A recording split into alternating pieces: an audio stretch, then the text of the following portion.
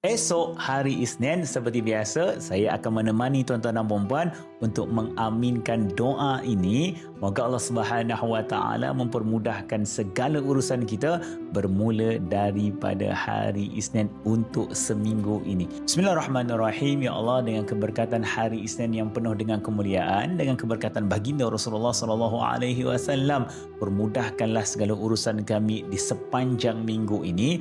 Berikan kepada kami kekuatan, berikan kepada kami, ya Allah, rasa seronok dalam melaksanakan tanggungjawab. Berikan kami penumpuan dalam mencapai cita-cita dan misi kami.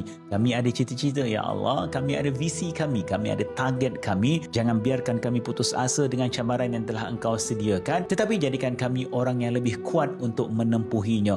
Berkatilah semua sumber yang sampai kepada kami. Bahagikan kami dan berikanlah kepada kami ketenangan. Ya Allah, segala kebaikan dan kejayaan yang ingin kami capai ini bukan sekadar untuk diri kami, tetapi untuk mereka yang berada di sekeliling kami. Izinkan kami untuk menjadi lebih hebat, menjadi lebih kaya, menjadi lebih berjaya, kerana dengan kejayaan dan kekayaan tersebut akan mengukir senyuman kepada mereka yang berada di sisi kami saat ini. Mereka telah lama, ya Allah, menanti akan kejayaan kami. Ada di antara mereka yang menangis menunggu akan kejayaan ini. Tolong berikan kejayaan ini untuk kami mampu mengukir senyuman buat mereka. Ya Allah, kurniakan kepada kami rezeki yang halal, rezeki yang luas, dan datangkan kepada kami jalan yang terbaik dalam setiap keputusan yang akan kami ambil. Amin. Amin ya Rabbal Alamin.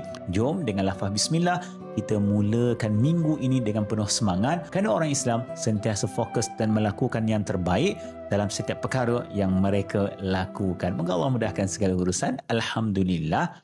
Jom berterima kasih kepada Allah.